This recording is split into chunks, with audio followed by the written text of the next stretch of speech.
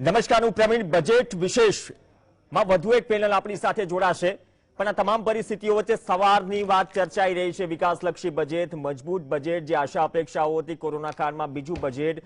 કૃષિમાં શું થશે, હેલ્થ સેક્ટર, એજ્યુકેશનમાં શું થશે, માઇક્રો, મીડિયમ અને સ્મોલ જે રોજગારી પૂરી પાડે છે, ખાસ તો માઇક્રો, તો તેમાં રોજગારીનો સૌથી મોટો સવાલ છે. અત્યારે બેરોજગારી દર ચિંતાજનક સ્થિતિએ છે. આ કદાચ 50 વખત આ મંચ પરથી ચર્ચાઈ ગયું. મોંઘવારી ચિંતાજનક સ્થિતિએ છે. આયાત નિકાસનો જે પેરામીટર છે અથવા તો આંકડાઓ છે એને પેરેલલ કરવામાં તો વર્ષો નીકળી જશે, પણ આ તમામ પરિસ્થિતિઓ વચ્ચે જે પોલિસી બને છે, જે રોડમેપ બને છે, તેનું ઇમ્પ્લિમેન્ટેશન અર્થતંત્રની તંદુરસ્તી પર કેટલું દેખાય છે, યક્ષ પ્રશ્ન હોય છે દરેક અંદાજપત્ર સમયે. પરંતુ આજે બજેટમાં ન તો મિડલ ક્લાસ માટે, કેમ કે ટેક્સ સ્લેબમાં કોઈ રાહત નથી, નોકરિયાત વર્ગ માટે જે અપેક્ષા રાખીને બેઠો હતો, એમએસએમઈ માટે જાહેરાત થઈ, પરંતુ સ્પેસિફિક જે પ્રી બજેટમાં તમામ ઉદ્યોગ સાહસિકોએ વાત કરી હતી કે જે પ્રશ્નો નડે છે એ પ્રશ્નો પ્રેક્ટિકલી કેટલા નિવારાશે.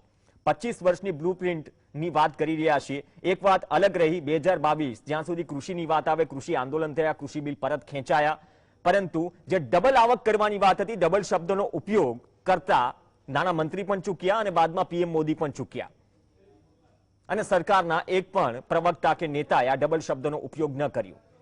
કૃષિને 4-5 મિનિટ ફાળવવામાં આવી. હેલ્થમાં પણ ઘણી બધી બાબતો નવી છે, પરંતુ હેલ્થમાં આપણી સ્થિતિ શું છે ઢાંચાની, એ ઢાંચો મજબૂત કરવા માટે બ્લુપ્રિન્ટ તો છે, પરંતુ એવી કઈ બાબતો છે જેના કારણે અર્બનથી લઈને રૂરલમાં જે કોવિડ દરમિયાન જે પરિસ્થિતિ આમ જનતાએ એ પરિસ્થિતિનો સામનો કર્યો, તો એ પરિસ્થિતિથી બહાર આવી તે પણ એક્સપેક્ટ કરશે.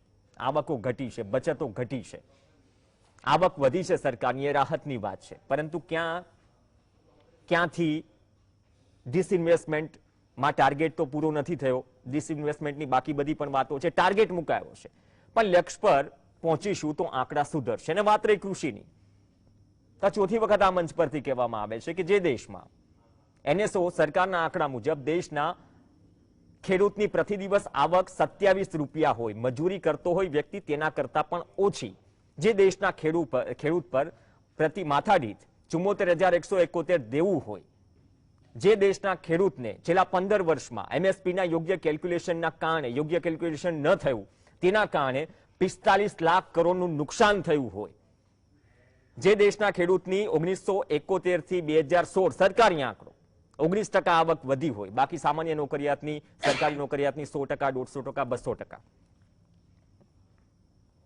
તો પ્રાથમિકતા શું રહે અત્યાર સુધીની તમામ સરકારો કે અત્યાર સુધીની તમામ રાજકીય પક્ષોની? કેમ કે ખેતીને ઊભી કરવાની વાત છે, રોજગારીનો પ્રશ્ન છે. આ તમામ પરિસ્થિતિઓ વચ્ચે સારી વાત છે કે નાનો ખેડૂત દેશની શાન બને, એવું તો પીએમ મોદીએ પણ 15મી ઓગસ્ટે લાલ કિલ્લાની પ્રાચીર પરથી કીધું. પરંતુ આ તમામ વસ્તુઓ, આ દાવાઓ શું આ બજેટમાં ખરા ઉતરે છે, અથવા તો અત્યારે લક્ષ્ય મૂકીએ છીએ બ્લુપ્રિન્ટની, એ બ્લુપ્રિન્ટ પર કેટલા ઘોડા ઓન પેપર દોડે છે, કેટલા મેદાન પર? કોઈ પોલિટિકલ ચર્ચા નથી. એક્સપર્ટ્સ માપશે કે કયું સેક્ટર કેટલું પાણીમાં છે, કયું સેક્ટર પાણીદાર છે, અથવા તો કયા સેક્ટરમાં થોડી દુકાળ જેવી પરિસ્થિતિ છે, અને કયા સેક્ટરમાં બુસ્ટર ડોઝ આજકાલ વાત ચાલી રહી છે. તો બુસ્ટર ડોઝ જેવું બજેટની ચર્ચાઓ થતી હતી, પરંતુ ખરેખર શું બુસ્ટર ડોઝ લાગ્યો છે કે બીજો ડોઝ પણ બાકી છે? આ તમામ મુદ્દે આપણી સાથે ચર્ચા કરવા અનુભવી પેનલ જોડાશે.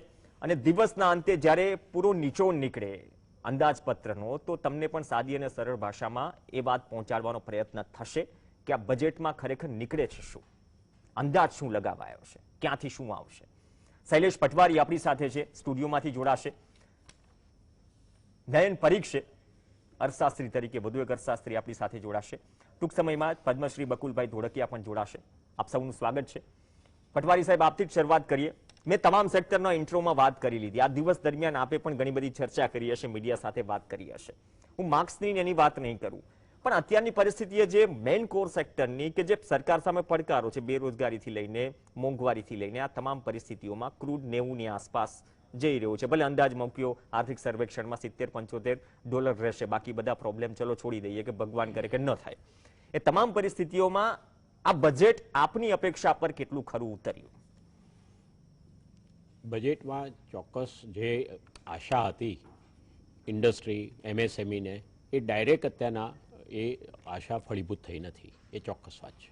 પરંતુ આખા વર્લ્ડમાં જુઓ કે પેન્ડેમિકને લીધે જે સિચ્યુએશન આખા વિશ્વમાં દરેક ડેવલપ કન્ટ્રીની પણ જુઓ હાલત, એની સામે આપણે જુઓ તો આપણી કન્ટ્રીનો જીડીપી 9.2% પહોંચ્યો છે, એ હકીકત છે. અને આજે તમે જુઓ તો જાન્યુઆરી મહિનાનું આપણને જીએસટી કલેક્શન 1,40,000 કરોડ થયું. એ રીતે જુઓ તો ઇન્ડસ્ટ્રીનું વર્કિંગ સારું છે, ડેવલપમેન્ટ સારું છે, પરંતુ જે અત્યારના આપણા પ્રોબ્લેમ્સ છે બેઝિક એ એગ્રીકલ્ચર છે. એગ્રીકલ્ચરને ખૂબ જ પ્રાધાન્ય આપવું જોઈએ, એ આપવાનો પ્રયત્ન કરેલો છે.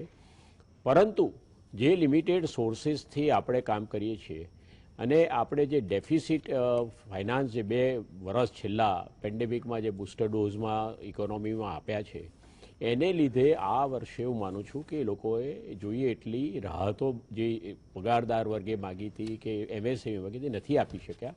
પરંતુ હવે મને એવું લાગે છે કે આ બજેટ એ આખા વર્ષનું બજેટ નથી હોતું. હવે એક વસ્તુ એવી થઈ કે 6 મહિના પછી એમ લાગે કે હવે એમએસએમઈને ફિનાન્સની તકલીફ છે તો again they will give sum booster dose. એટલે હવે માંદગીને જોઈને ઇન્જેક્શન આપવાનું એ એક જાતનું બજેટની હવે પેટર્ન રહેવાની છે. એટલે આ બજેટ એ આખા વર્ષનું છે એવું હું માનતો નથી. જ્યારે પણ જેની જરૂરિયાત હશે એને એ વખતે કદાચ ગવર્મેન્ટે અગાઉ પણ આ રીતના આપણને અનુભવ કર્યા છે કે વચ્ચે આવીને બજેટ ઇન્ટરીમ આપી અને રાહત કરેલી. અને 9.2%નો આજે જીડીપી ગ્રોથ ઇટ ઇઝ સાઇઝેબલ.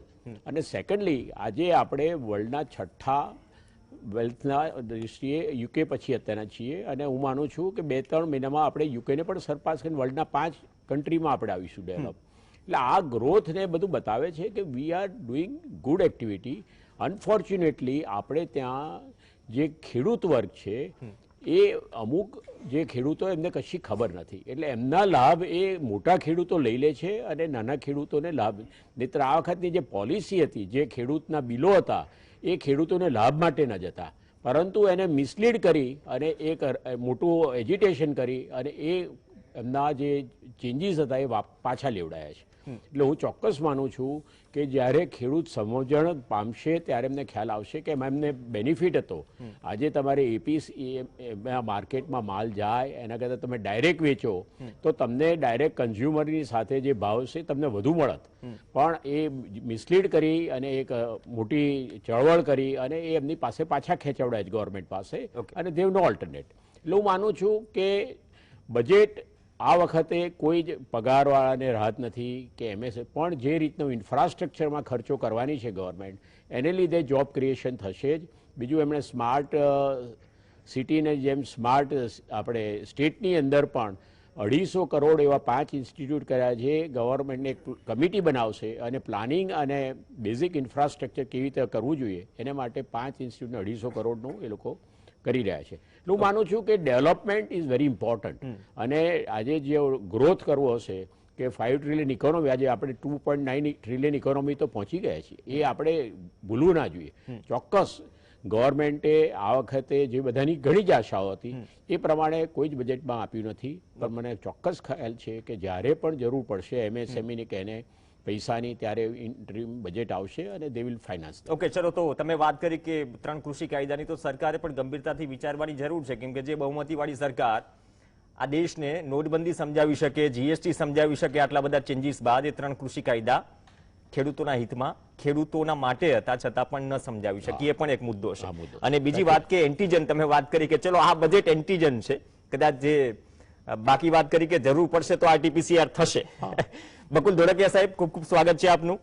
ઘણા લાંબા સમયે મળી રહ્યા છો અને બજેટના દિવસે મળી રહ્યા છીએ અને મુખ્ય ચર્ચા આજની આખા દિવસની આપના એક્સપેક્ટેશન પર કેટલું ખરું ઉતરે છે બજેટ? વ્યાસ સાહેબ ટૂંક સમય પહેલા જોડાયા હતા કે 7 મહિનાથી ચલો 1 લાખ પ્લસ જીએસટીની આવક છે તો સરકાર માટે એક રાહતનો કોર્નર એ છે.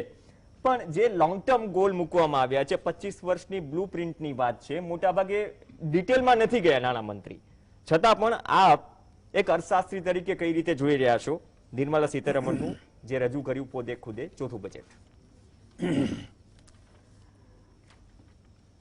આપણે એનડીએ સરકારનો આ એક શિરસ્તો રહ્યો છે કે આ દેશને માટે લોંગ ટર્મ વિઝનની વાત એ સામાન્ય રીતે એનડીએ સરકારોમાં જ વધારે પ્રમાણમાં જોવા મળે છે. એનો એક દાખલો આપું. જી. આજથી 20-22 વર્ષ પહેલા વાજપેયી સાહેબ જ્યારે પ્રાઇમ મિનિસ્ટર હતા ત્યારે એમણે ક્વાડ્રિલેટરલ પ્રોજેક્ટ એસ્ટાબ્લિશ કર્યો, ચતુર્ભુજ. બરોબર, ચતુર્ભુજ. 20 વર્ષ થયા છે એ વાતને, હજી એ પ્રોજેક્ટ પૂરો નથી થયો. કેટલાક ઇન્ફ્રાસ્ટ્રક્ચરના પ્રોજેક્ટનો જેસ્ટેશન પીરિયડ જ 15 થી 20, જેટલો એમ્બિશિયસ પ્રોજેક્ટ એટલો એનો વધારે ગાળો.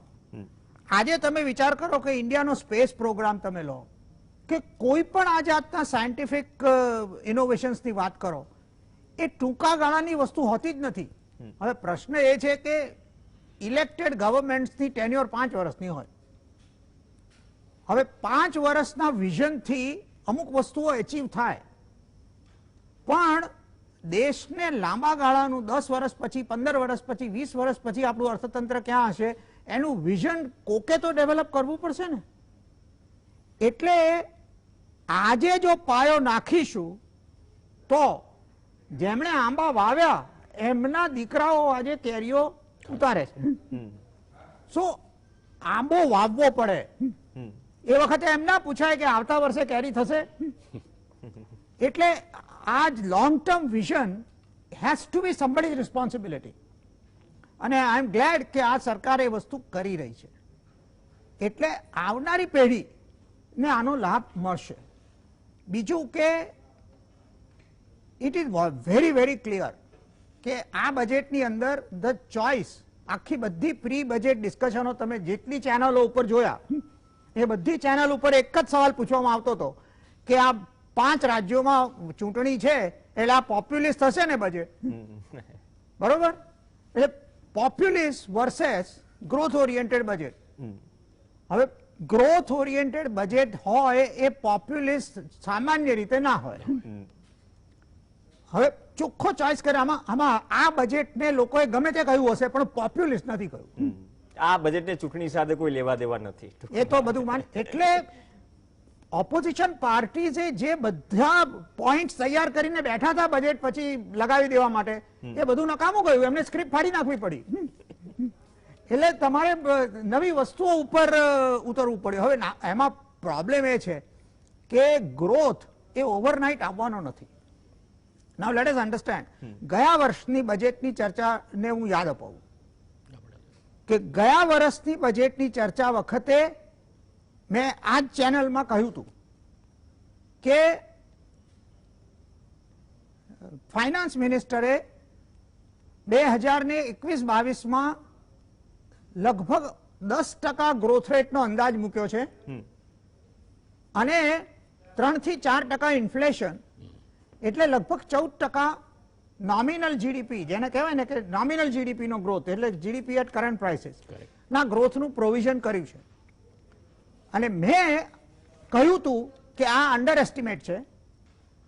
નોમિનલ જીડીપી નો ગ્રોથ 17 થી 18% હશે અને એકચ્યુઅલ નોમિનલ જીડીપી નો ગ્રોથ 17.5% નીકળ્યો છે. મેં 17 થી 18% કહ્યું હતું. જો તમારી પાસે રેકોર્ડ હશે તમે ચેક કરજો. હવે એટલે અને જો આ 17 થી 18% જીડીપી નો ગ્રોથ થશે નોમિનલ, તો ટેક્સ રેવન્યુઝ બોયન્ટ હશે. ટેક્સ રેવન્યુ નો જે એસ્ટિમેટ કર્યો છે તેના કરતા ટેક્સ રેવન્યુ વધારે હશે અને એ ટેક્સ રેવન્યુ વધારે આવશે તો સરકાર ખર્ચ વધારે કરી શકશે અને સરકાર ખર્ચ વધારે કરશે તો ગ્રોથ રિકવરી ડેફિનેટલી સસ્ટેન થશે. આ બધા પ્રિડિક્શન્સ ખરા પડ્યા છે. ટેક્સ બોયન્સી સબસ્ટેન્શિયલ નીકળી છે અને આજે બધા કહી રહ્યા છીએ કે ભાઈ આ ટેક્સ રેવન્યુ એ આટલું બધું વધ્યું એને કારણે થઈને જ આજે ટેક્સ રેવન્યુની અંદર 1,70,000 કરોડ એડિશનલ ટેક્સ સરકારને મળ્યો. એ 1,70,000 કરોડ વધારે મળ્યા તો સરકાર 34.5 કરોડનો એક્સપેન્ડિચરનો એસ્ટિમેટ હતો, એની સામે 37.5 કરોડ ખર્ચી શક્યા. 3 કરોડ વધારે ખર્ચ્યા. એટલે લેટ અસ અન્ડરસ્ટેન્ડ. અને હજુ 2 મહિનાનું વર્કિંગ બાકી કે બજેટને આ રીતે તમારે મૂલવવું પડે. હવે એના કોન્ટેક્સ્ટમાં હવે આ બજેટ વિશે શું આપણે કહી શકીએ? હવે આ બજેટમાં ગ્રોથનો એસ્ટિમેટ નિર્મલા સીતારામને કન્ઝર્વેટિવ રાખ્યો છે. આ budget 8% real GDP growth assume કરીને ચાલી રહ્યું છે. બધા કેલ્ક્યુલેશન્સ 8% ગ્રોથ ઉપર છે. અને ઇન્ફ્લેશન, હોલસેલ પ્રાઇસ ઇન્ડેક્સની આપણે વાત નથી કરતા, કન્ઝ્યુમર પ્રાઇસ ઇન્ડેક્સનું ઇન્ફ્લેશન રિલેટિવલી કંટ્રોલમાં છે. એટલે એવરેજ ઇન્ફ્લેશન 3%નું લઈ અને નોમિનલ જીડીપીનો ગ્રોથ 11% માનીને બધા આંકડા મૂક્યા છે. બરોબર. હવે જે વસ્તુ ગયા વર્ષે મેં કહી હતી એ વર્ષે હું આ વર્ષે રિપીટ કરું છું. રિયલ જીડીપી ગ્રોથ 8% ને બદલે 9% આ બજેટ પછી ડેફિનેટલી થશે. જે જાતનો કેપિટલ એક્સપેન્ડિચર ઉપરનો થ્રસ્ટ છે એનાથી 9%નો જીડીપી ગ્રોથ રેટ આપણે હાસિલ કરીશું. ગયા વર્ષે તો બેઝ લો હતો એટલે આપણને 9.5% ગ્રોથ મળ્યો. આ વર્ષે બેઝ લો નહીં હોય તેમ છતાં આપણે 9%નો ગ્રોથ એચીવ કરી શકીશું. ઇન્ફ્લેશન કંટ્રોલમાં રહેવાનું નથી.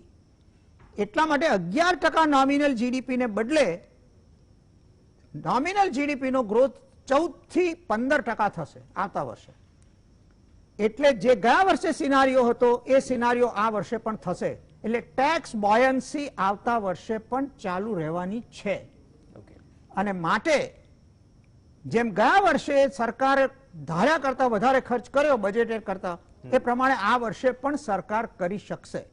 હવે પ્રશ્ન એ છે કે ધેરફોર આ બજેટ માત્ર 22-23 ગ્રોથ રેટ ઉપર ધ્યાન નથી આપી રહ્યું. 8 થી 9% ગ્રોથ રેટ 22-23 તો થશે જ, પણ આપણે 23-24 અને 24-25 પણ હાઈ ગ્રોથ અચીવ કરવો છે.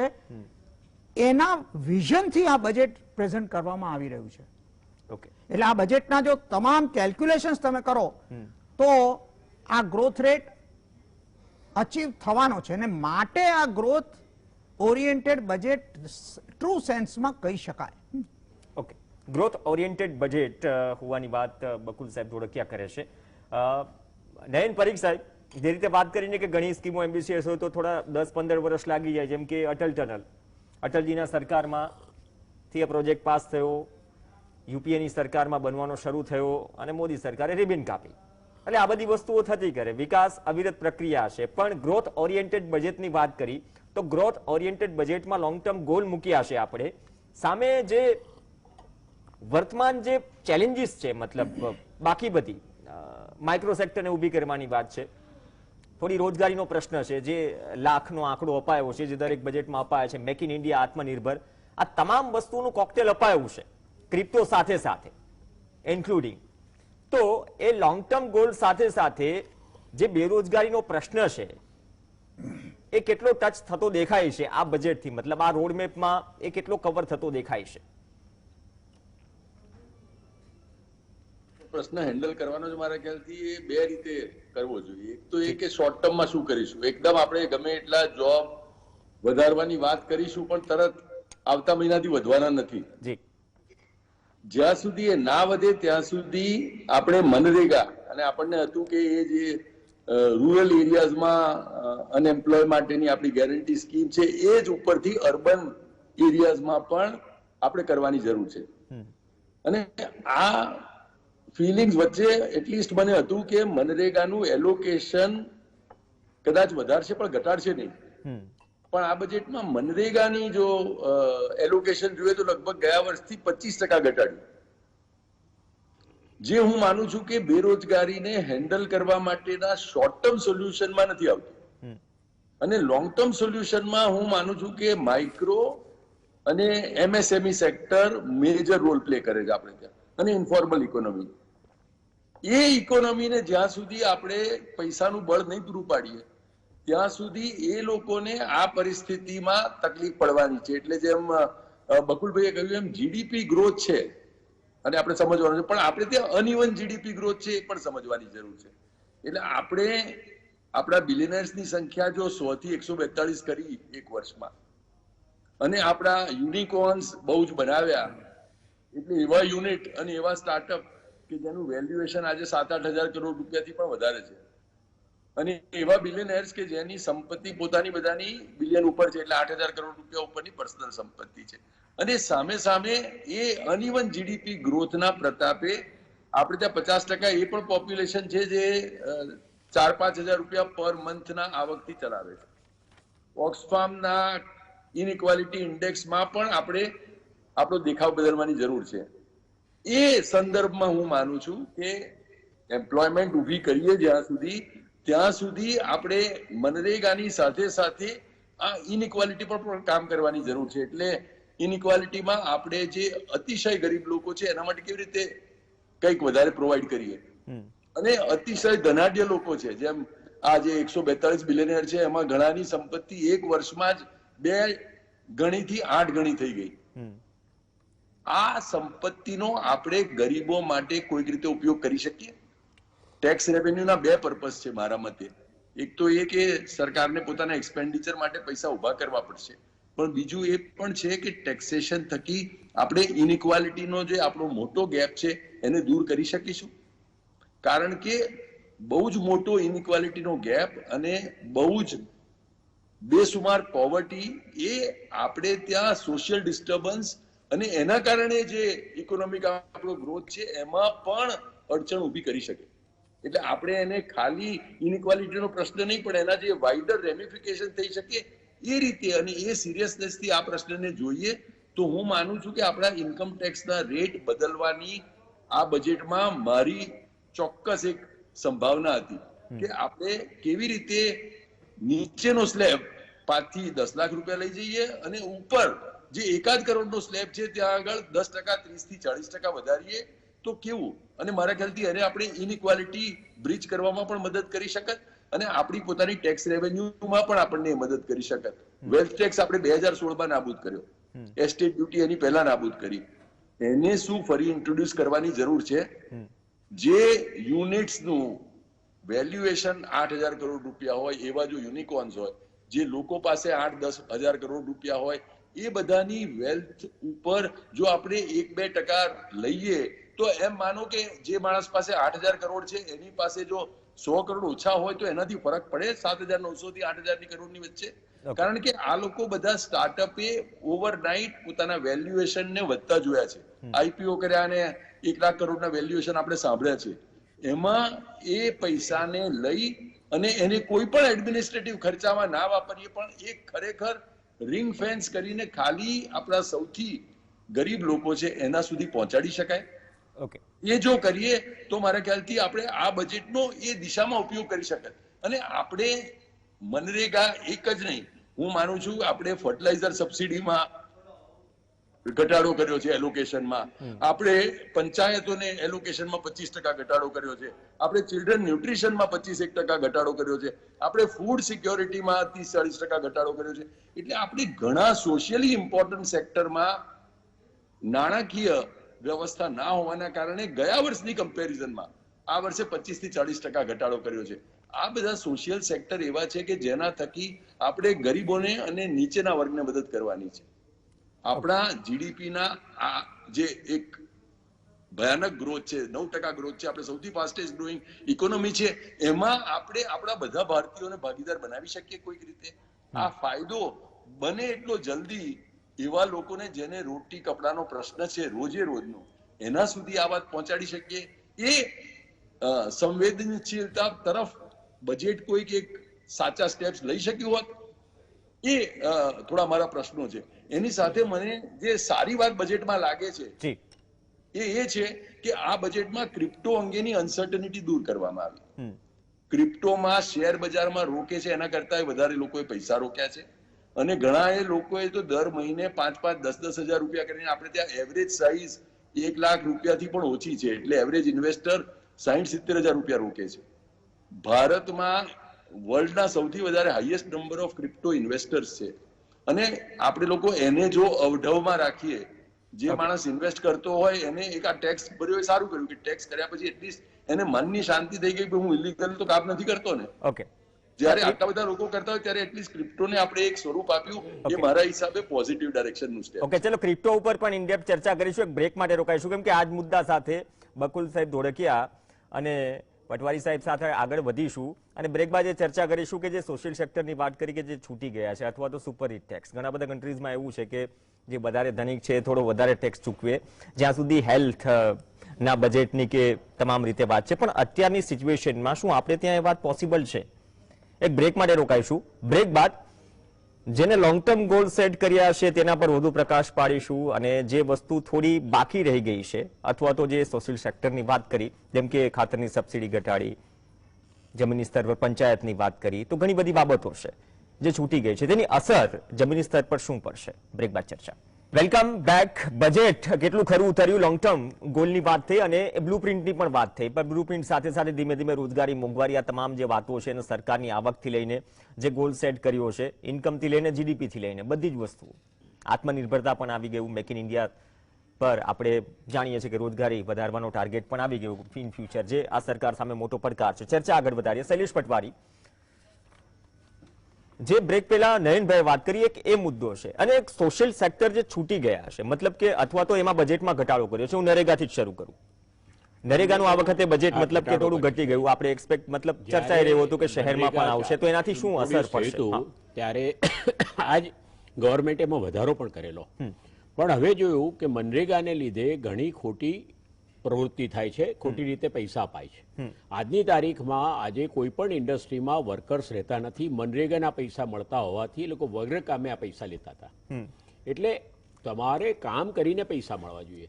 મનરેગા એક એવું હતું કે તમે ગામડે જઈને, આપણે માણસ રહે, એની વાઈફ છે, એ બે જણા કંઈ કરે નહીં તો અમુક સાંજ પડે એમને રૂપિયા મળી જાય. વન ટાઈપ ઓફ ફાઇનાન્સિંગ બરાબર હતું, એની ના નથી, પણ now you have to work for that. એ જે કન્સેપ્ટ છે એ લાવવો જરૂરી છે, અને ધીરે ધીરે. અને બીજું કે આજે તમે મૂડીવાદી કે એ આપણો દેશ એ રીતે છે જ નહીં, પણ એક વસ્તુ ચોક્કસ નયનભાઈ હું કહું કે તમારે ખાડા એટલા છે ને કે તમે ટેકરા ખોદી કાઢશો તો ટેકરા ખાડા રહેશે અને પેલાય ખાડા થઈ જશે. એટલે ડોન્ટ ડિસ્કસ લાઈક ધેટ કે ભાઈ આ બધું આપણે એ લોકોને ટેક્સ કરો ને 8,000 કરોડ કેમ થયા. It is not that. It is the valuation of their stocks has given them that amount. It is nothing else. એટલે હું માનું છું કે જ્યારે પણ કોઈ સોશિયલિઝમની વાત કરીએ તો એની ક્રિએટિવિટી હોવી જોઈએ. આજે તમે નહીતર તો એટલા બધા ખાડા છે આપણે ત્યાં, અને એ ખાડા પૂરવા માટે જો આપણા જ્યારે 50 કે 100 ઇન્ડસ્ટ્રીયાલિસ્ટને પૂરેપૂરા ખેરી કાઢો ને તો એ ખાડા નહીં પૂરા. અને ઇન્ડસ્ટ્રીયાલિસ્ટ 100 છે, અત્યારના 8,000 કે 50,000 કરોડના જે આસામી છે એ પણ ખાડા થઈ જવાના છે. એટલે we don't want to arrive that situation. You have two appreciate they are giving employment, they are giving revenue, અને એ રીતે આપણે આગળ વધવું જોઈએ. એટલે સમાજવાદી એમ ના કહેવાય કે ભાઈ બધાને સરખા કરવા જોઈએ, સરખી રીતે રાખવા જોઈએ, પણ ધોઝ હુ ગો અહેડ એમને બુસ્ટર ડોઝ આપવો જોઈએ, જેથી કરીને દે કન્ટિન્યુ.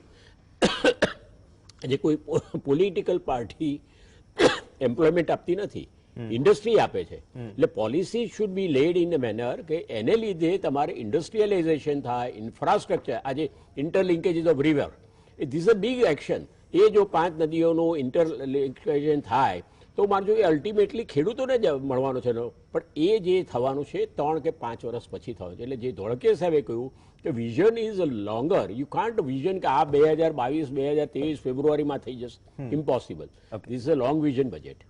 ઓકે, બહુ સારી વાત કરી. કેમ કે રિવર લિંકિંગની વાત છે તો પછી આપણે ત્યાં નર્મદા યોજના આપણે જાણીએ છીએ કયા કયા પડકારો આવ્યા, હજુ પણ કેનાલ નેટવર્ક પૂરું નથી થયું, ઘણા બધા કારણો છે, તો એના ઉપર પણ ધોળકે સાહેબ ડિસ્કસ થવી જોઈએ. અને મનરેગા ઉપર જ ફરીથી આવું, કેમ કે આ વખતે બજેટ ઘટ્યું હતું, ચર્ચા હતી કે કૃષિ સાથે લિંક કરવામાં આવે, ગ્રામીણ રોજગારી ઊભી કરવામાં આવે, ભવિષ્યનો રૂરલ માર્કેટિંગનો જમાનો છે, આપણે ઇન્ફ્રાસ્ટ્રક્ચર ઊભું કરીશું, જિલ્લા લેવલે હોસ્પિટલ્સ બનાવીશું, અથવા તો એપીએમસીની બધી વાતો થઈ, એગ્રી પ્રોસેસિંગ યુનિટ ને બધું ફાળવાઈ જાય છે, પણ એક રોડમેપ પણ શું ધીમે ધીમે પત્તાની જેમ આવનાર સમયમાં ખુલશે? કેમ કે આ જ વાત થઈ રહી છે છેલ્લા 3 વર્ષથી. આપના મતે? હવે પહેલી વાત મનરેગાની, કારણ કે મનરેગાની વાત કરી માટે કહું છું કે 2020માં 2020માં જ્યારે કોવિડ પેન્ડેમિક થયો ત્યારે સરકારે મનરેગાનું એલોકેશન ઘણું બધું વધારી દીધું. એટલે 2021ના રિવાઇઝ એસ્ટિમેટ્સ મનરેગાના ઓરિજિનલ એલોકેશન કરતા સબસ્ટેન્શિયલી વધારે નીકળ્યા. પછી 21-22માં કોવિડનું સેકન્ડ વેવ આવ્યું, એટલે મનરેગાના એક્સપેન્ડિચર બજેટ એસ્ટિમેટ કરતા રિવાઇઝ એસ્ટિમેટ્સ ઇમ્પ્રુવ થયા. હવે અત્યારના જે ઘટાડો છે એને તમે 21-22 સાથે કમ્પેર કરવો કે 19-20 સાથે કમ્પેર કરવો, બધી વાતમાં તમે પ્રી કોવિડ લેવલને કમ્પેરિઝન કરો, મનરેગામાં નહીં, બરોબર? કારણ કે મનરેગા બહુ સ્પેશિયલ ચાઇલ્ડ છે, ઓકે, એટલે મનરેગાની કમ્પેરિઝન 1920 થી ના થાય, બીજા બધાની થાય. એટલે આ એક માઇન્ડસેટનું ઇશ્યુ છે. જે મનરેગાનું એલોકેશન ઓછું કર્યું છે એને I would call it normalisation, pre Covid લેવલનું જે હતું તે. અને બીજું, બધી જ ફાઇનાન્સ મિનિસ્ટ્રીના બધા ઓફિશિયલોએ પોસ્ટ બજેટ પ્રેસ બ્રીફિંગમાં સ્પષ્ટ રીતે કહ્યું છે કે આ વર્ષનો અનુભવ તમને બતાવે છે કે બજેટ એસ્ટિમેટ ટોટલ એક્સપેન્ડિચરનો 34.8 લાખ કરોડ હતો, 34.80 લાખ કરોડ, અને એકચ્યુઅલ એક્સપેન્ડિચર 37.70 લાખ કરોડ, એટલે 3 લાખ કરોડ વધારે એમણે ખર્ચા છે, અને છતાં ફિસ્કલ ડેફિસિટનું ટાર્ગેટ અચીવ કર્યું છે. સો એમણે કહ્યું કે આ 39.5 કરોડ 39.5 લાખ કરોડનું જે એક્સપેન્ડિચરનું ટાર્ગેટ છે એ અત્યારના બજેટ એસ્ટિમેટ છે. રિવાઇઝ એસ્ટિમેટ આનાથી વધારે હોઈ શકે, પણ એ જરૂરિયાત પ્રમાણે હોઈ શકે. આજે બધા તમે જે એલોકેશન્સની વાત કરો છો, હવે આમાં let me put it this way, allocation એટલે શું? સેન્ટ્રલ ગવર્મેન્ટે ડિસ્બર્સ કર્યું એટલે સેન્ટ્રલ ગવર્મેન્ટના ચોપડે ઉધારાઈ ગયું, એટલે એક્સપેન્ડિચર થઈ ગયું. હવે પંચાયતી રાજની વાત કરો, પંચાયતો પાસે આજે સરપ્લસ ફંડ પડ્યા છે અનસ્પેન્ટ. ગયા વર્ષના ફંડ ખર્ચાયા નથી, આગલા વર્ષના ફંડ ખર્ચાયા નથી, હેલ્થ ડિપાર્ટમેન્ટના ફંડ્સને ફુલ્લી યુટિલાઇઝ થયા નથી. નાઉ માય પોઈન્ટ ઇઝ કે એક્સપેન્ડિચરને એમાઉન્ટથી નહીં પણ કેપેસિટીથી જોવું જોઈએ. અને what is it that the finance minister is saying? તમે ખર્ચી બતાવો, હું તમને વધારે આપીશ. Put supplementary demand. કેમ આ finance minister did she not come to the parliament for additional supplementary demands of 2.5 lakh crores? એટલે તો એક્સપેન્ડિચર વધ્યું. એવી રીતે 6 મહિનામાં તમે ખર્ચી બતાવો તો વિન્ટર સેશનની અંદર સપ્લિમેન્ટરી ડિમાન્ડ લઈને આવશે, જેથી કરીને બીજો ખર્ચો થશે. પણ બજેટ એલોકેશન કરી મૂકવાનું અને પછી ગ્રાસરૂટ લેવલે એનો ખર્ચો થાય નહીં તો તમને કયું રિઝલ્ટ અચીવ થવાનું છે? મનરેગાને પણ એપ્લાય થાય છે અને બીજા બધે. unnecessary excessive funds lying at micro level units leads to corruption, leads to misuse of funds. અને આપણો દેશ અત્યારના ફંડ્સનો મિસયુઝ અફોર્ડ કરી શકે તેવી પરિસ્થિતિમાં નથી. એટલે દરેક વાતને ઉપર છલ્લી રીતે ના જોવાય, એની અંદરથી આપણે તપાસવી જોઈએ. હવે જેમ કે દાખલા તરીકે ટેક્સની ઇનઇક્વાલિટીની વાત કરીએ. આજે એક એવરેજ માણસ, કોમન મેનની વ્યાખ્યા નથી થતી, પણ ધારો કે એમ કહું કે વર્ષે 15 લાખ કમાનારો માણસ હું કોમન મેન ગણું, વર્ષે જેની આવક 15 લાખ છે. હવે જેની વર્ષે 15 લાખની આવક છે ને, એનો એવરેજ ટેક્સ રેટ આપણા દેશમાં 12 થી 13% છે. 15 લાખની આવક વાળો માણસ 12% ટેક્સ ભરે છે, જ્યારે 5 કરોડથી વધારેની આવક વાળો માણસ 41% ટેક્સ ભરે છે. સો 12% વર્સેસ 41%. આ આપણા દેશમાં અત્યારનો ટેક્સ રેટની વાત કરી રહ્યો છું. સો એવું નથી કે we are not, super rich tax છે જ આપણા દેશમાં, અને સુપરરિચ ટેક્સને કારણે જ આમ તો ટેક્સ રેટનો સીલિંગ રેટ તો 30% છે. એટલે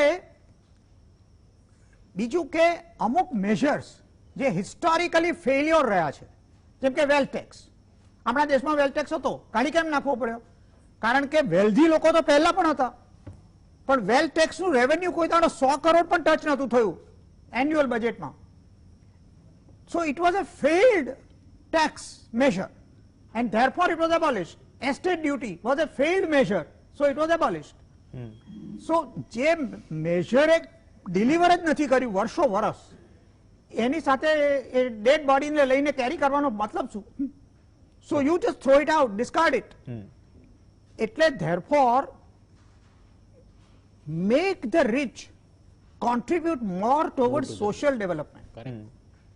પણ તો એ બધા કરી રહ્યા છે ને. ઇટ ઇઝ નોટ કે they are not doing it. બીજું કે આજે આપણે આઈ કેચિંગ વસ્તુ કે 150 બિલિયનેરની એ વધી ગઈ, એટલે પણ એ શું કામ વધી ગઈ? આપણે જ્યારે ગયા વખતે બજેટની ચર્ચા કરતા હતા ત્યારે બજેટની અસર કેપિટલ માર્કેટ ઉપર શું થશે એવો સવાલ એક પૂછ્યો હતો, અને આપણા કેપિટલ માર્કેટના એક્સપર્ટ પણ હતા. અને સવાલ પૂછવામાં આવે તો કે આ જે રેલી છે એ સસ્ટેન થશે, એ વખતે 48-49 હજારનો સેન્સેક્સ હતો. મેં તમારી ચેનલ ઉપર છાતી ઠોકીને કહ્યું હતું કે આવતું બજેટ પ્રેઝન્ટ થશે તે પહેલા 55,000નો બજેટ સેન્સેક્સ હશે મિનિમમ 55,000. ઓલમોસ્ટ આ બજેટ જયારે પ્રેઝન્ટ થયું ત્યારે 58,000 હતો.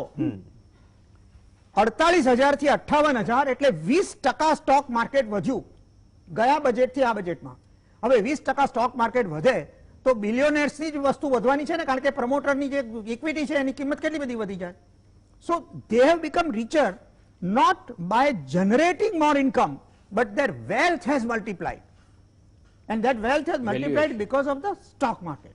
Okay. હવે એને કઈ આ લોકો વેચી નથી દેવાના કે જેથી કરીને એના રૂપિયા ઉભા થાય. You see, so therefore let us understand okay કે આઈ કેચિંગ વસ્તુ એક વસ્તુ છે અને ground reality is a different thing. Okay Nayan Parikh, જે તો ફંડના મિસયુઝની વાત આવી, એક તરફ શેર માર્કેટ છે, એક તરફ ઇકોનોમી છે, અને આપણે પણ જાણીએ છીએ કે સ્થિતિ શું છે. તમે હેલ્થથી લઈને એગ્રીકલ્ચરથી લઈને એજ્યુકેશનથી લઈને જે વાતો આજના બજેટમાં કહેવામાં આવી છે, હેલ્થની જ વાત કરી લઈએ કે હેલ્થમાં બહુ સારી વાત કરી કે હેલ્થમાં જે પોસ્ટ કોવિડથી માંડીને જે રિયલ ઇશ્યુઝ સામે આવ્યા પોસ્ટ કોવિડમાં, જેમ કે એક વાત કહેવામાં આવી નેશનલ ટેલિમેન્ટલ હેલ્થ પ્રોગ્રામ શરૂ કરાશે, ગ્રાસરૂટ ઉપર આપણે સ્ટ્રેન્થ વધારવાની વાત કરીએ છીએ, મેન પાવરની પણ વાત કરીએ છીએ, પણ એક લિમિટેશન છે. હવે એ લિમિટેશન ક્યાં સુધી ચાલશે, લિમિટેશન થોડી ઓછી નહીં થાય ત્યાં સુધી આ રોડમેપ સાથે ચાલીશું. તમે જે વાત કરી કે ઇન્સ્ટન્ટ શું જરૂર છે અને લોંગ ટર્મ શું જરૂર છે, તો અને બીજી વાત જે કરી એન્ટીજન અને આરટીપીસીઆર વાળી કે અત્યારે આ બજેટ અમે રજૂ કરી દીધું, જરૂર પડશે, ડિમાન્ડ આવશે તો જરૂરિયાત મુજબ અમે લઈને આવીશું, તો એ બાબતે જોવા મળશે આવનાર સમયમાં. બિલકુલ, પણ એની પહેલા જે બકુલભાઈ અને શૈલેષભાઈ બંને મિત્ર છે મારા, બકુલભાઈ તો ખેર આઈએમ ના કારણે અમારા કનેક્શનમાં છે, પણ મારું એમનાથી આમાં થોડું અલગ માનવું છે. જી, મારું એ માનવું છે કે આપણે આ બધી વાતો કરીએ, જો 50% આપણા ઇન્ડિયન્સ પાસે મહિનાના 4,500 રૂપિયા હોય ને આપણે છતાં કહીએ કે ના આ અનઇવન આપણને ઇન્કમ અને વેલ્થ ડિસ્ટ્રીબ્યુશન એક્સેપ્ટેબલ છે, તો આપણે આ પ્રશ્નને સમજી જ નથી રહ્યા. એટલે એ કે છે આ ખાલી આંકડાનો પ્રશ્ન નથી, આ સામાજિક ઇસ્યુ છે. કોઈ માણસો જો 4-5 હજાર રૂપિયાથી ચલાવતા હોય એવાની સંખ્યા 50% થઈ જાય, 86% લોકોની જયારે આવક ઘટી હોય અને બીજાની વધી હોય, ત્યારે આપણે આ અનઇવન જીડીપી ગ્રોથને નજરઅંદાજ નહીં કરી શકીએ. બીજી ગમે એ વાતો કરી શકીશું. We would need to work at it. હવે એ work at it by long term ના, આ લોકોને તો આજે જરૂર છે એટલે આજે પણ કરવું પડશે, લોંગ ટર્મ પણ કરવું પડશે. લોંગ ટર્મ વિઝન ઉપર કામ કરીએ એ જરૂરી છે, સાથે સાથે શોર્ટ ટર્મમાં જેને આજે ખાવાનું જોઈશે ને આજે જોઈશે. It is time sensitive matter. આપણે એની ઉપર તરત કામ કરવા માટે આઈ ફીલ અર્જન્ટ કામ કરવાની જરૂર છે, અને એના માટે આપણે 41% આપતા હોઈએ તો મારા ખ્યાલથી 42%માં વાંધો નહીં હોય. તમે કહ્યું કે જો આપણે શેર માર્કેટના થકીએ વેલ્થ આવી છે તો વાંધો નહીં, એમાંથી એટલા શેર વેચીને કરી શકીએ. 2% શેર વેચીએ તો એમાંથી ફરક નહીં પડે. કેવી રીતે એ પૈસામાંથી એમના ગ્રોથ માટે વાપરે જ છે. I feel that all of us who have a little more, and I consider myself also part of it, have responsibility towards people who have very little. આપણે ત્યાં ઇનઇક્વાલિટી એ નથી જે અમેરિકામાં છે, આપણે ત્યાં એ ઇનઇક્વાલિટી છે જ્યાં આગળ માણસને સર્વાઈવલનો પ્રશ્ન છે, અને જે આ સમય તો વધારે વિકટ થયો છે, ત્યારે આપણે એ તરફ સંવેદનાની જરૂર છે, એ તરફ શું કરી શકીએ એની જરૂર છે. અને આપણે એ લોંગ ટર્મની વાત કરીએ તો લોંગ ટર્મમાં we are all dead. Before that we would need to work at it. એટલે હું ઓબ્વિયસલી એ બંનેને મારું વ્યૂ પોઈન્ટ નથી સમજાવી શક્યો કે હું કયા પોઈન્ટ ઓફ વ્યૂથી આની વાત કરું છું, but I hope that they would reflect on it and perhaps find some merit in what I am saying. અને પરહેપ્સ યસ, જેમ શૈલેષભાઈ કહ્યું એમ કે પૈસાદારોને આપણે ખાડાવાળા નથી કરવા, પણ એનામાંથી 1-2% પૈસા લઈને આપણે નીચેનાને આપીશું તો મારા ખ્યાલથી એમાં મારા હિસાબે બિલકુલ ખોટું નથી. એમાં ખાડા નથી કરી રહ્યા, એનું એક બેઝિક કોન્ટ્રીબ્યુશન કરીએ છીએ આપણે. 1% જે કરીએ છીએ એમાં આઈ થિંક એમનું ખાડો તો જરાય નથી થવાનો. બીજું બકુલભાઈએ જે વાત કરી કે વેલ્થ ટેક્સ અને એસ્ટેટ ડ્યુટી જો ના ચાલી હોય તો we would need to work at it. કેમ નથી ચાલી, એમાં જે પણ પ્રશ્ન હશે એને સોલ્વ કરવા પડશે. એનું અપ્રોચ ઇન્કમ ઇનઇક્વાલિટી ઘટાડવામાં જે છે એ તો સ્ટ્રેટ છે, એમાં કોઈ સિમ્પલ છે, એમાં કોઈ વધારે ગણિતની જરૂર નથી. કેમ ના ચાલ્યો એની કામ કરવાની જરૂર છે. એમણે જેમ કહ્યું કે ભાઈ અમુકમાં આપણે ફાળવીએ છીએ પૈસા અને નથી આવતા, તો ફાળવો નહીં, પણ એટલીસ્ટ અહીંયા તો પ્રોવિઝન રાખો. પછી તમારે ક્યારે કેટલા આપવા, તમારે બજેટરી એલોકેશન લેટર ઓન માંગવું કે અત્યારે એમને જેમ જેમ વપરાય એમ આપવા. તમે નક્કી કરો કે આ ક્વાર્ટરમાં પૈસા છે પછી આપીશું. એલોકેશનમાં આપણે જો આ સમયે ફર્ટિલાઇઝર સબસિડીમાં, આપણે આ સમયે ચિલ્ડ્રન ન્યુટ્રિશનમાં, આપણે આ સમયે પંચાયતમાં, આપણે આ સમયે મનરેગામાં અને સોશિયલ સેક્ટરમાં જો ઘટાડીશું તો આપણને બધાને વ્યાજબી લાગે છે. લાગતું હોય તો કોઈ વાંધો જ નથી. આપણને લાગે કે આપણે આને થોડા પાછળ મૂકીને પણ આપણો વિકાસ જે છે એ બધાના સુધી પહોંચાડી શકીશું તો એ ચોક્કસ કરવું જોઈએ. પણ જે આપણે લોકો સાવ એવા લોકો છે કે જેને તકલીફ છે એને આપણે જો ટ્રિકલ ડાઉન મેથડથી બહુ જ વેઇટ કરાવીશું તો મારા ખ્યાલથી એમની વેઇટ લાંબી થઈ જશે. અને એના માટે કંઈક આપણે અલગ રીતે વિચારીએ અને એમાં બજેટ અને રાજ્યનો અને કેન્દ્રીય સરકારનો ત્રણેયનો મારા ખ્યાલથી એક અભિગમ હોય. અત્યારે તો અમારા ત્રણનો આ પેનલમાં પણ એક અભિગમ નથી થઈ શકતો, તો ત્યાં તો મારા ખ્યાલથી આપણી પાસે વધારે ચેલેન્જીસ હશે. પણ મારો ચોક્કસ આ પ્રમાણે માનવું છે કે આના જે પણ પ્રશ્નો હોય બધા પ્રશ્નો હોલ કરવા પડે, પણ આને તમે પ્રશ્નને બાજુ પર ના મૂકી શકો. ઓકે, ઇનઇક્વાલિટીની વાત થઈ, પણ શૈલેષ પટવારી જે સબસિડીની વાત કરી 26,000 કરોડ હમણાં આપ્યા, કેમ કે એનપીકેમાં અને ખાતરમાં રો મટીરિયલ્સ મોંઘો થયું, આપણે પોટાસ ને બધું બહારથી મંગાવીએ છીએ. તો હવે એક તરફ એ વસ્તુ છે, એ પણ એક થોડી મજબૂરી છે. રો મટીરિયલ્સમાં ઘણી બધી વસ્તુઓ મોંઘી થઈ છે, એના કારણે થોડું બજેટ પણ હલ્યું ડલ્યું છે. બીજી તરફ શેરિંગની વાત આવી તો આપણે ફંડના મિસયુઝની વાત કરીએ છીએ. ધોળકિયા સાહેબે કહ્યું કે ઇનડેપ્થ ઉતરવાની જરૂર છે ખરેખર ગ્રાસરૂટ ઉપર.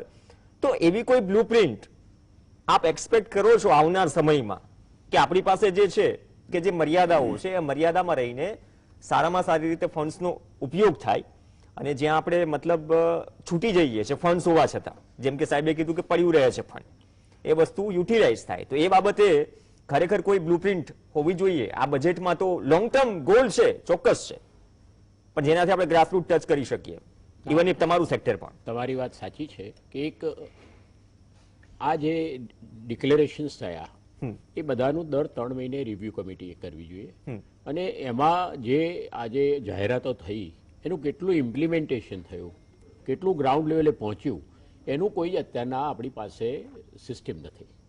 એટલે આ જાહેરાતમાં કેટલું ઇમ્પ્લિમેન્ટેશન થયું એ નેક્સ્ટ બજેટમાં પણ એ આપણે કહેવામાં આવતું નથી. એટલે એ ચોક્કસ એક ગ્રે એરિયા છે અને હું માનું છું કે એક કમિટીનું ગઠન કરવું જોઈએ અને એમાં આ બધું જ જે આજે જાહેરાત થતી હોય એનું શું ધારો કે આટલા કિલોમીટરના રોડ થવાના છે તો 3 મહિના પછી ખબર પડી જાય કે આટલા કિલોમીટરના રોડ થયા કે નથી થયા, કે ઇન્ટરલિંકેજ ઓફ રિવર છે વેર ધ પ્રોજેક્ટ ઇઝ. અત્યારના એ થતું નથી. એટલે એક ઓડિટ, જેમ એમણે કહ્યું કે એનર્જી ઓડિટ માટે હવે રાખવાના છીએ અમે, એ રીતે આ ઇમ્પ્લિમેન્ટેશનનું પણ ઓડિટ થવું જોઈએ. અને આનો જે એક સાહેબ નાનું ઉદાહરણ આપી દો. આ ઇમ્પ્લિમેન્ટેશન વાળી વાત કરીને જેમ કે કૃષિમાં કહ્યું છે આ વખતે 9 લાખ હેક્ટરની જમીનને સિંચાઈનો લાભ મળશે. ખરેખર 14 થી જે સ્કીમો ચાલુ છે ઇરિગેશનની 99 જેટલી સ્કીમો, તેમાંથી 53 હજુ અધૂરી છે. એટલે હા, એ વાત મિસિંગ આ રીતનું હોવું જોઈએ. હું એ જ કહું છું, એ આપણને કેવો ડેટા છે એ જ રીતે આ ડેટા મળતા હોય તો ગવર્મેન્ટને, મિનિસ્ટર્સને પણ ખ્યાલ આવે કે ઘણી વખત બ્યુરોક્રેટ્સ એમને સુધી આ વસ્તુ પહોંચવા નથી દેતા. તો હું માનું છું આવી એક કમિટી બનાવવી જોઈએ અને જે કમિટી, જેમ એમણે કહ્યું કે અમે સ્ટેટને પૈસા આપીશું 250 કરોડ એવા 5 ઇન્સ્ટિટ્યૂટ કે ડેવલપમેન્ટ થાય, આપણે જેમ સ્માર્ટ સિટી છે તે સ્માર્ટ એને માટેના 250 કરોડ આપીશું અને એનું ઓડિટ થશે અને there will be a committee, they will inspect and give the suggestions. એ રીતનું દરેક જગ્યાએ જો આવું ઇમ્પ્લિમેન્ટેશન થતું હોય તો ચોક્કસ જરૂર છે. બીજું, નયનભાઈની સાથે હું અમુક રીતે સંમત છું, પણ નયનભાઈ એક વસ્તુ ચોક્કસ છે કે આજે CSR already is there. Those who are earning, they are giving under corporate social responsibility. That is by act they are paying. Of course, of their own તો કરે. અને બીજું, આજે તમે જુઓ તો આજે કોઈ પણ એજ્યુકેશનલ ઇન્સ્ટિટ્યૂટ જુઓ, હોસ્પિટલ્સ જુઓ, તમે કોઈ પણ આજે સંસ્થાઓને મદદ થતી હોય એ કોર્પોરેટ્સ જ કરતા આવે છે. એટલે ઇટ ઇઝ નોટ ધેટ કે they are not spending for lower people, પણ તમે એમ કહો કે એમને ટેક્સ કરીને લો તો there are all ways of waiving of these act. આમાં પટવારી સાહેબ એક વસ્તુ નયનભાઈને યાદ અપાવું કે સોશિયાલિઝમનો એપિટોમ હતા ઇન્દિરા ગાંધી. 1973માં ઇન્દિરા ગાંધીએ આવા જ સોશિયાલિસ્ટ આઈડિયાને કારણે 97% માર્જિનલ ટેક્સ રેટ દાખલ કર્યો હતો કે highest income સ્લેબમાં 97%. She laid the foundation of black economy of India. આજે આપણે 33. અનએકાઉન્ટેડ ઇન્કમ અને પેરેલલ ઇકોનોમીની વાત એ 1970 પહેલા નહોતા કરતા. આજે પેરેલલ ઇકોનોમી કેટલી મોટી, એ આઈડિયાને તરત રોલ બેક કરવો પડ્યો 97 થી 77. પછી મનમોહન સિંહ જયારે આવ્યા ત્યારે 66% હતા, એને ઘટાડીને 30% કર્યા, અને જયારે 30% કર્યા ત્યારે ટેક્સ રેવન્યુ ડબલ થઈ ગયું. સો let us understand, these ideas have failed not because of implementation, because of Vision. sound economic logic. So honest manas will be driven to dishonesty if 97% is the rate of tax. So આ બહુ simple વસ્તુ છે. બીજું અને સૌથી વધારે મહત્વનું કે આ જે ઇમ્પ્લિમેન્ટેશનના issue, now let us understand, આમાં જ્યારે તમે આ ઇમ્પ્લિમેન્ટેશનની વાત કરીને જો એક્ઝિક્યુટિવ ઓર્ડર્સ બહાર પાડો ને તો કોઓપરેટિવ ફેડરલિઝમની બોગી ઊભી થઈ જશે. કારણ કે ઇમ્પ્લિમેન્ટેશન ક્યાં થાય છે? સ્ટેટ લેવલે. સેન્ટર ડિસ્બર્સ કરે છે, ઇમ્પ્લિમેન્ટ કોણ કરે છે? State government. હવે સ્ટેટ ગવર્મેન્ટમાં રૂલિંગ પાર્ટી ને ઓપોઝિશન પાર્ટીની વચ્ચે જ ડિવાઈડ હોય કે સેન્ટ્રલ ગવર્મેન્ટની સ્કીમના પૈસા નહીં લઈએ, એવા કેટલાક સ્ટેટ્સ કે કઈને ઉભા રહે. જ્યાં ડબલ એન્જિન ના હોય ત્યાં તકલીફ થાય. ના પણ હવે આ ના ડબલ એન્જિન હોય Vaccination એટલે લેવાની ના તકલીફ. પાડતા હતા. સરકારની વાત છે. So, હવે point is this, કે એ implementation is the joint responsibility of state government and central state. government. Let us understand, જે દિવસ જ્યાં સુધી આપણે આ નહીં સમજીએ ત્યાં સુધી આપણે implementation ની વાતો થાય. કરે રાખીશું અને એમાંથી વળવાનું કશું નથી. Let us understand, મોટા ભાગની સ્કીમો નું ઇમ્પ્લિમેન્ટેશન State ડિસ્ટ્રિક્ટ નથી લેવલ અને તાલુકા લેવલે થાય છે, જેનો એડમિનિસ્ટ્રેટિવ કંટ્રોલ સ્ટેટ ગવર્મેન્ટ પાસે હોય છે. ઓકે, એક સાહેબ ધોળકે સાહેબ, એક કૃષિનો સવાલ, કેમ કે 3 કૃષિ કાયદાઓ પણ પાછા ખેંચાયા, જે ટચ થઈ વાત. આમાંથી ઘણી બધી 5 રાજ્યોની ચૂંટણી સાથે નહીં જોડી, એક પણ પોલિટિકલ સવાલ નહીં. એ બાદ આપને શું લાગ્યું કે આ બજેટમાં એના માટે હશે? કેમ કે પ્રિક્યોરમેન્ટના આંકડાઓ જોઈએ તો ઘણી વખત સંસદમાં અલગ હોય, રાજકીય દાવાઓ અલગ હોય, FCI ના આંકડાઓ અલગ હોય, મતલબ પાણીપત્રક જેવી સ્થિતિ છે. ઘણી વખત એમ ન થાય કે હેલ્થમાં એનાલિસિસ માટે કે રિસર્ચ માટે બજેટ ઘટાડ્યું, એ જ રીતે આપણે ત્યાં આંકડાઓની પણ થોડી તકલીફ છે કે જેનાથી એકચ્યુઅલ અંદાજો આવી શકે. તો કૃષિને લઈને નવા રિફોર્મ્સ તો ચલો ગયા, હવે આવશે ત્યારે આવશે, પણ તેને લઈને ત્યાં સુધી આ વસ્તુ ઇનફ છે? જે ડ્રોનની વાત કરવામાં આવી, બાકી બધી વસ્તુઓ જૂની છે, કઈ નવી વાત નથી થઈ રહી. અને બીજી વાત એક જે કરવામાં આવી ઓર્ગેનિક ખેતીને પ્રોત્સાહન, જે સતત ચાલી રહ્યું છે, પણ ઇમ્પ્લિમેન્ટેશન લેવલ ઉપર કદાચ આપણે નથી લાગતું કે રિવ્યુ કરવાની જરૂર છે? આપ રિવ્યુ કરવાની જરૂર ચોક્કસ છે, પણ પ્રશ્ન એ છે કે roll back of 3 laws, agricultural law. Reform laws ને જે રોલ બેક કરવામાં આવ્યા, that is a setback to Indian agriculture. Correct. That everybody says. હવે આમાં એવું છે કે 2 કે 3 રાજ્યોના ફાર્મર્સનું એજિટેશન એ આખા રાષ્ટ્રના ફાર્મર્સના એજિટેશન તરીકે જ્યારે પ્રોજેક્ટ કરવામાં આવે અને પછી એમાં અલ્ટિમેટલી એપીઝમેન્ટ સિવાય કોઈ રસ્તો બાકી ના રહે, then you have to roll back. હવે આ સરકાર આ લોઝને રોલ બેક કરે, it is a really unfortunate thing. Now the whole point is કે એક વર્ષ પ્રયાસ કર્યો સમજાવવાનો, પરંતુ જીદની આગળ એનો કોઈ ઇલાજ છે નહીં. હવે નાઉ ધ પોઈન્ટ ઇઝ કે આ લોઝ રોલ બેક થયા તેમ છતાં મિનિમમ સપોર્ટ પ્રાઇસીસ દરેક ક્રોપના કન્સિસ્ટન્ટલી વધ્યા છે. Minimum support prices have increase. જે ફોર્મેટની સર વાત થઈ રહી છે, A2+FL પ્રમાણે આપી રહી છે પહેલાની સરકાર ને અત્યારની સરકાર, ઇનપુટ કોસ્ટ જે રીતે વધી રહી છે એના માટે આપણે ઝીરો બજેટ ખેતી આવી, તો એ બેલેન્સ શું કરવાની જરૂર છે? કેમ કે C2+50 ખુદ નથી આપી શકતી સીધી ખુદ સરકાર. સાદી વાત Yes. છે, આ લોઝ નો આખો બેઝિસ શું હતો એ કે જ. ભાઈ જે માર્કેટ ની Direct. અંદર ક્રોપના જે પ્રાઇસીસ છે એ પ્રાઇસીસ વચેટિયા લઈ જાય છે ને હા. ફાર્મરને કશું મળતું નથી, એને એડ્રેસ કરવા માટે હતું. હવે દેશમાં 90% વધારે ફાર્મર્સ સ્મોલ ફાર્મર્સ છે, પણ એમની પાસે ટ્રેક્ટર રેલી કાઢવાના પૈસા નથી. ટ્રેક્ટર રેલીઓ એ લોકો કાઢે છે કે જે લોકો આમાંથી પૈસા લઈ લે છે. એ સ્મોલ 90% billionaires. ફાર્મરના પેટ ઉપર લાત મારીને ટ્રેક્ટર રેલી કાઢે છે. હવે નાઉ ધ પોઈન્ટ ઇઝ કે એ લોકોએ પોતાનો સેલ્ફ ઇન્ટરેસ્ટ સર્વ કરી લીધો. એ હવે લોકો- 90% ફાર્મર્સ ને તમે સરકાર પર છોડી દીધા. 2 રૂપિયાના ટમેટા 20 રૂપિયા બજારમાં વેચાય પણ ખેડૂતને આજે 2.5 રૂપિયા આજે ના મળે. એ સૌથી મોટી છે ને. middleman is not allowing the farmer to prosper. Okay. Correct. આ વાત આપણો દેશ જાણે છે. બધા જ જાણે છે. આનો ઈલાજ જ્યારે કરવામાં આવ્યો ત્યારે તમે એની તરફ આ આંખ આડા પોલિટિકલ ઓકે, એક રિએક્શન લઈ લઉં. નયન પરીખ, જે રીતે વાત કરીએ કે આટલા બધા રિફોર્મ્સ થયા, એ વાત અલગ છે કે કોનો સજેશન લેવાય, કોના નહીં, તમારા લાંબા વિવાદ થયા, ઘણું બધું છે. ચલો, હવે તો કૃષિ કાયદાઓ નથી, 3 કૃષિ કાયદાઓ નથી. 2006 થી આઈ થિંક એપીએમસી એક્ટ નથી બિહારમાં, પણ બિહારના ખેડૂતોની જરૂર પરિસ્થિતિ અલગ છે. નાની જમીન છે, ટૂંકી જમીન છે, નાના ખેડૂતો વધુ છે, છતાં પણ ત્યાંની હાલત પણ નથી સુધરી. એટલે આપણે પોલિસી પર હજુ સુધી નથી આવી શક્યા, કોઈ બી સરકાર. એક પ્રયત્ન થયો, પણ પ્રયત્નોમાં પણ વિવાદ થયો, 1 વર્ષ સુધી જે કંઈ પણ ચાલ્યું, પણ એ પોલિસી અલ્ટિમેટલી એ પણ એક હવે એવું લાગે છે કે લોંગ ટર્મ એક વિઝન બની ગયું છે. કોઈ પણ જે પણ સરકાર આવે અથવા તો એ ડરે અથવા સાહસ કરે કે જે કંઈ પણ, જો આપણે કૃષિ પ્રધાન દેશ હોઈએ તો. બિલકુલ તમારી વાત કરી છે કે પોલિસી આપણે બનાવીએ, વાત કરીએ, બધું અલગ છે, અને એટલીસ્ટ એને તરત ઇમ્પ્લિમેન્ટ કેવી રીતે કરીએ એ એટલી જ મહત્વની વાત છે. અને હું ગણું છું કે ફાર્મ લો હવે તો રિપીલ થઈ ગયા છે, એટલે એના અંગે વાતચીત કરવાનો કોઈ પોઈન્ટ નથી, કારણ કે અત્યારે કંઈ રીઇન્ટ્રોડ્યુસ કરવાના નથી. પણ એટલીસ્ટ આપણે જે કન્સર્ન્સ હોય લોકોને એડ્રેસ કરીને કેવી રીતે હેન્ડલ કરીએ એ જોવાની જરૂર છે. અને મારા ખ્યાલથી એમાં પ્રયત્નો બંને સાઈડથી ઘણા થયા, સમહાવ એ ના કરી શકાય, પણ એના સિવાય પણ એગ્રીકલ્ચરમાં ઘણું કામ કરવાનું બાકી છે.